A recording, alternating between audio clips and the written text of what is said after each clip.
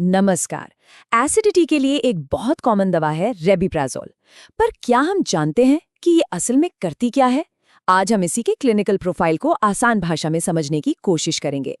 तो सवाल सीधा है कि ये रेबिप्राज़ोल आखिर है क्या, इसका प्रोफाइल कैसा है। देखिए, ये सिर्फ एक गोली नहीं है, इसके पीछे पूरा का पूरा साइंस काम करता है। तो चलिए एक एक करके इसके सारे पहलुओं को समझते हैं। तो सबसे पहले ये दवा दी क्यों जाती है? मतलब कौन सी परेशानियां हैं जिनमें डॉक्टर्स इसे लेने की सलाह देते हैं? चलिए देखते हैं। तो देखिए, इसका इस्तेमाल मेनली 3 कंडीशंस में होता है। एक तो हो गई नॉर्मल एसिडिटी, पेट में जलन वाली फीलिंग।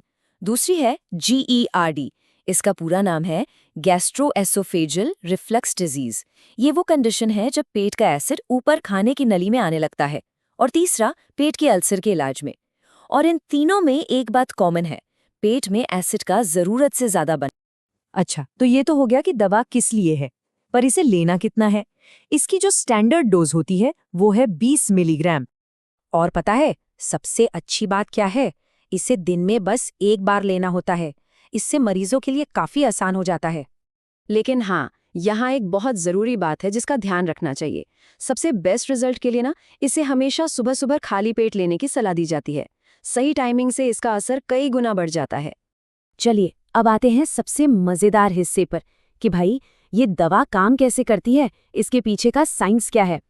इसे समझने के लिए सोचिए, हमारे पेट में ना एसिड बनाने वाले हजारों छोटे छोटे नल यानी फॉसेट्स लगे हुए हैं।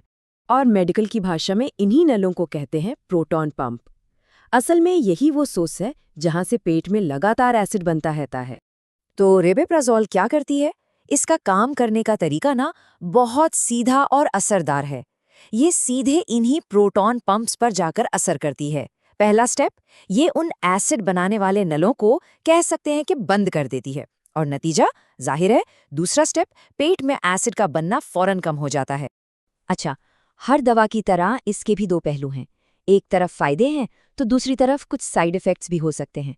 तो चलिए अब जरा इसके जो आम साइड इफ़ेक्ट्स हैं उन पर भी एक नज़र डाल लेते हैं। तो देखिए, जो सबसे कॉमन साइड इफ़ेक्ट्स रिपोर्ट किए गए हैं उनमें है सिर दर्द, मतली मतलब जी मिचलाने जैसा लगना और दस्त। हाँ, पर ये आम तौर पर हल्के होते हैं और कुछ टाइम में खुद ही ठीक हो जाते हैं। अब एक बहुत ही ज़रूरी बात, इस पर थोड़ा ध्यान देना होगा। ये एक चेतावनी है जो इस दवा के लंबे समय तक इस्तेमाल से जुड़ी है। तो देखिए, सबसे ज़रूरी बात यह है कि बिना डॉक्टर की सलाह के इस दवा को रोज़-रोज़ और लंबे समय तक नहीं लेना चाहिए। क्यों? क्योंकि लंबे समय तक इसे इस्तेमाल करने से शरीर में विटामिन B12 और मैग्नीशियम जैसे जो ज़रूरी न्यूट्रिएंट्स हैं, उनकी कमी होने का खतरा रहता है। तो हमने रेबिप्राज़ोल की पूरी कहानी समझी।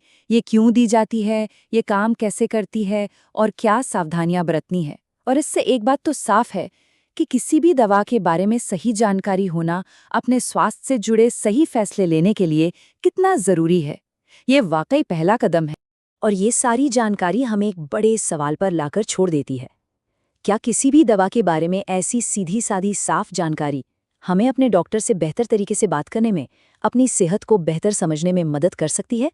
इस पर सोचिएगा ज़रूर।